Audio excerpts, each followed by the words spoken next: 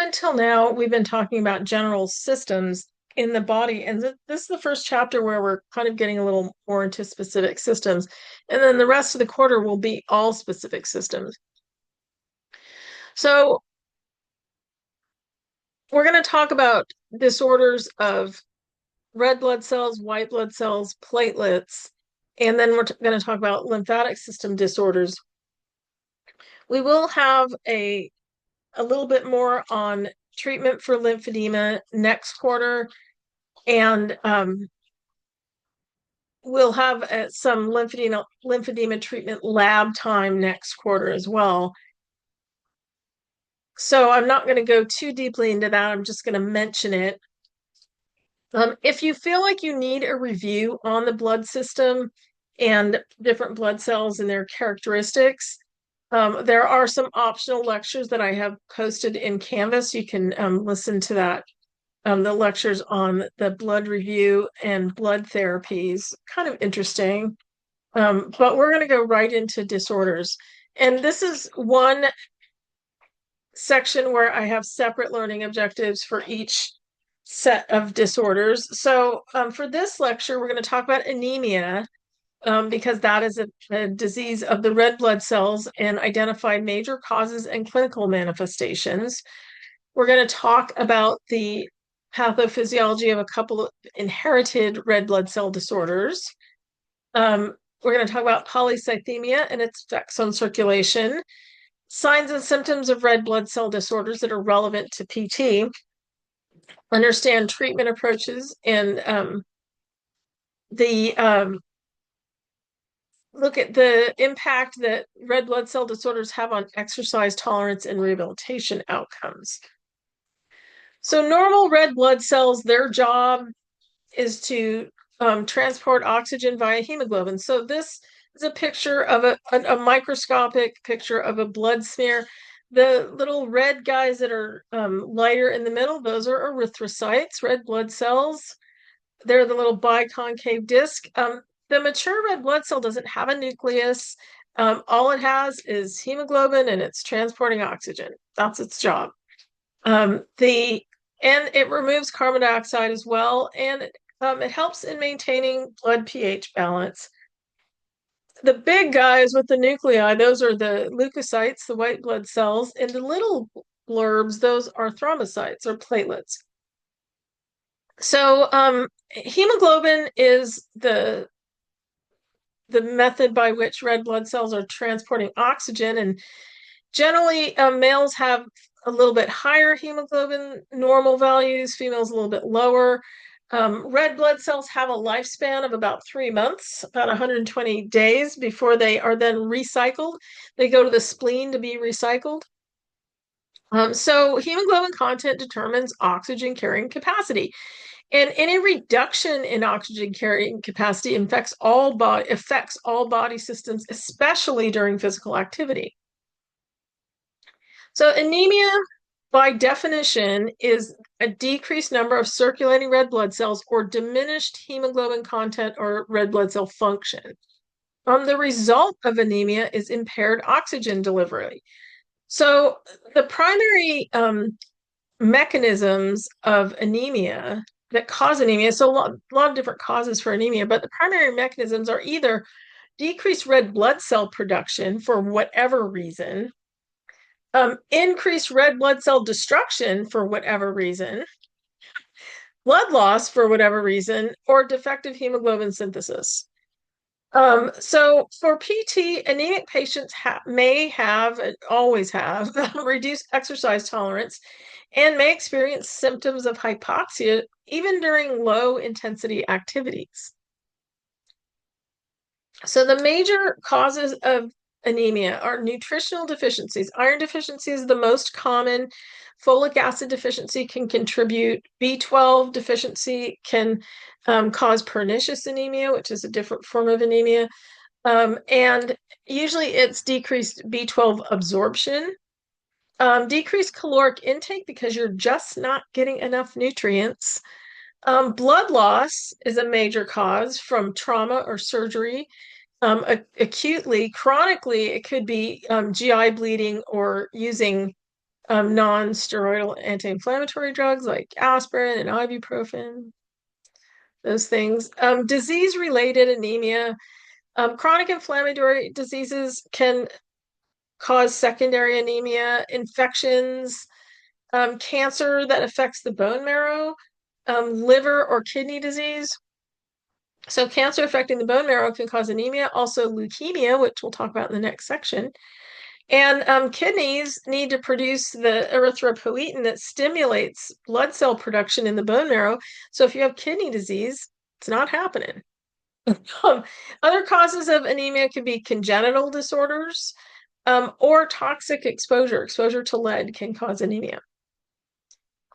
The clinical manifestations, no matter what the cause, the manifestations are similar or the same even. So it affects cardiovascular system, respiratory system, neurological system, and the integumentary system. So cardiovascular system, you're going to have a higher heart rate, tachycardia, because the body says, oh, we're out of oxygen, speed up the heart, see if we can get more blood down here.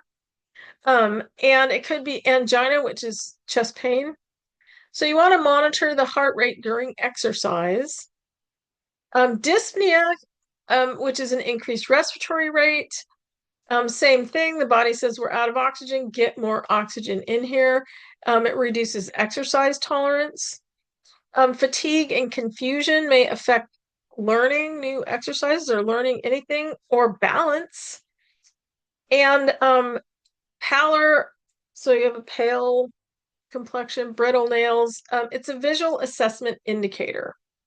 So all symptoms relate to decreased oxygen delivery to tissues. No matter what the symptom, it's because of decreased oxygen. So compensatory tachycardia and dyspnea occur as the body attempts to maintain oxygen delivery. So it's that negative feedback loop. The hypothalamus detects that you don't have as much oxygen in your blood. It sends a message out to the brainstem to increase the heart rate, to get more blood to the area. Well, if your red blood cells have decreased oxygen carrying capability, that's not going to get you very far. So those are all reactions to decreased oxygen delivery to tissues. Sickle cell disease is a genetic inheritance pattern. It's an autosomal recessive, so both parents have to carry the gene in order for you to get it. 1 in 13 African Americans carry the trait, and 1 in 365 African American babies have the disease. So it's pretty common.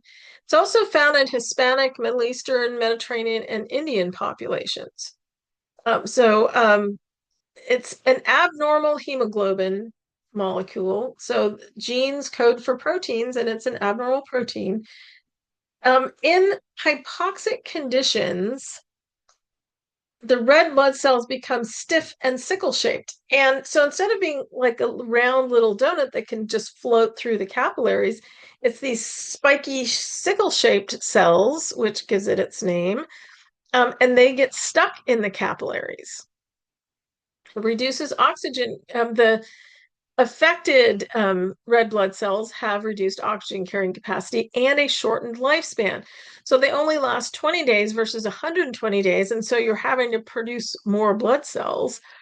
And there's an increased tendency to clot because the sickled cells get stuck in the capillaries. So sickled cells can block blood vessels, causing painful ischemic crises and organ damage. So sickle cell disease can be pretty serious. Lots of different complications, all having to do with that, the cells blocking capillaries and causing ischemia. There are acute and chronic complications.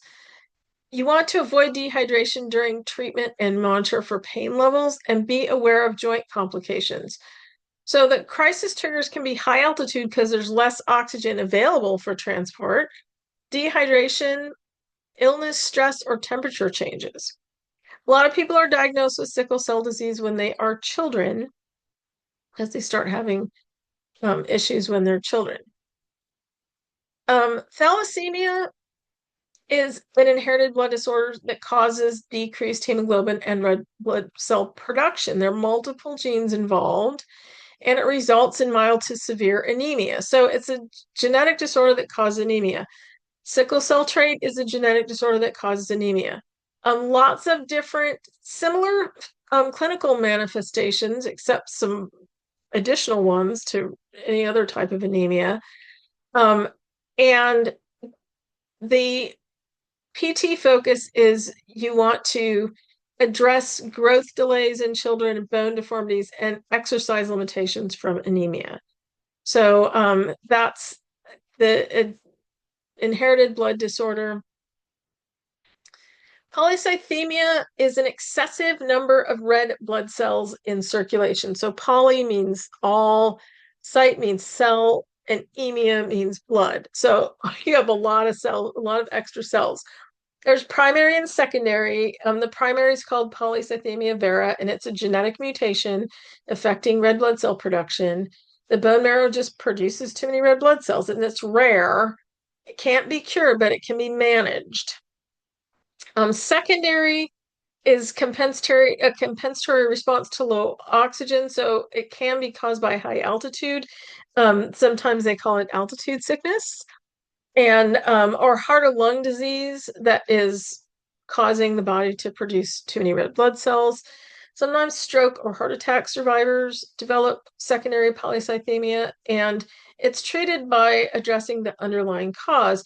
So one time I went to a lecture that was talking about different adaptations to high altitude in different populations. It was very interesting. But the lecturer said, it was at the University of British Columbia in Canada.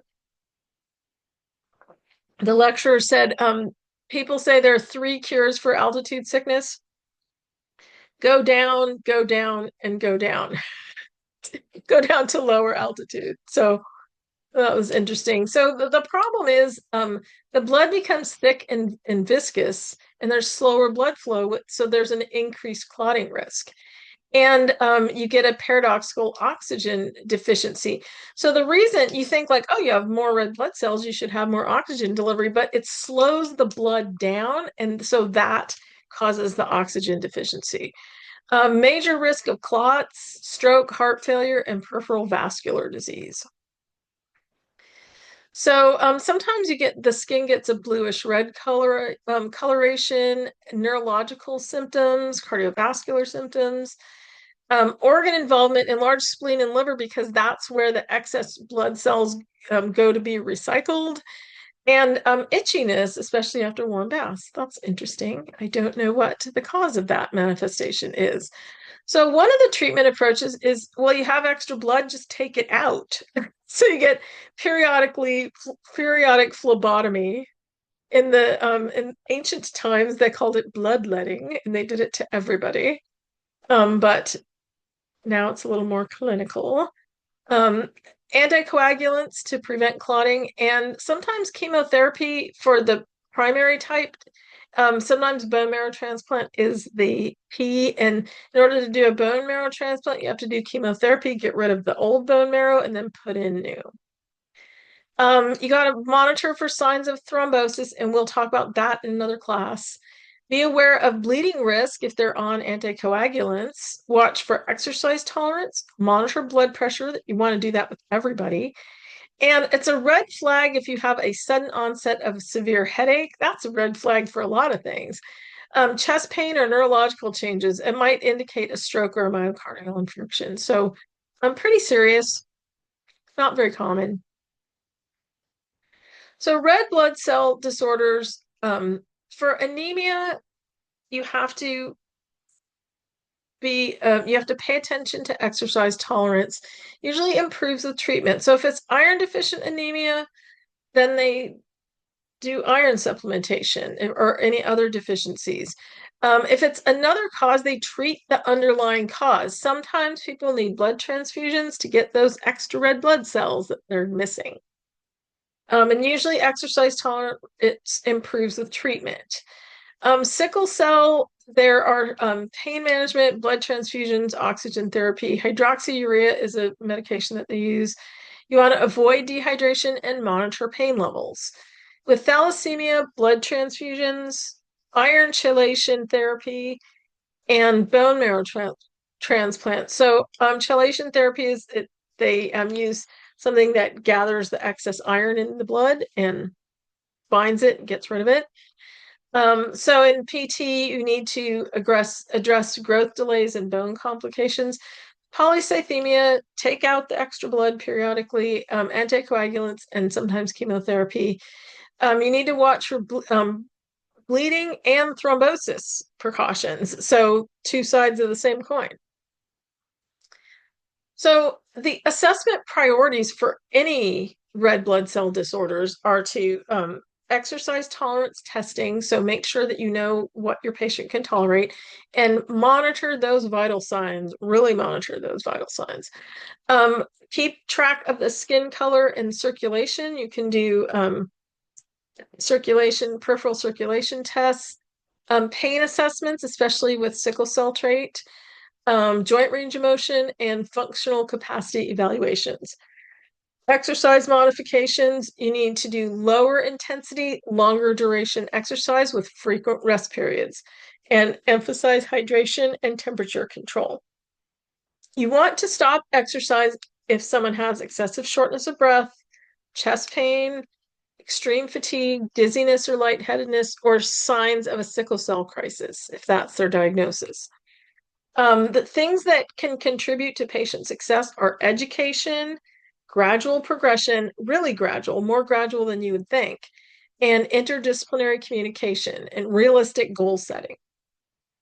So that's one thing is sometimes people say, well, I just want to be exactly back to where I was before. That might not be realistic. So if you help people set realistic goals, it contributes to their success.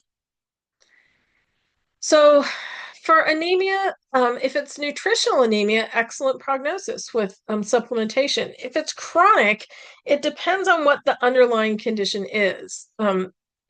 With bone marrow disorders, it's variable. It depends on, again, kind of what's going on with the underlying condition. With sickle cell disease, it is a chronic, lifelong condition. With modern care, life expectancy is improving, and the quality of life depends on how often they have sickle cell crises. Complications can be life-threatening, so it definitely needs to be managed. For thalassemia, lifelong management, again, watch about iron overload and bone marrow transplant can cure it. Polycythemia isn't curable, but it's manageable. And for primary, for secondary, it resolves with the treatment of whatever's causing it.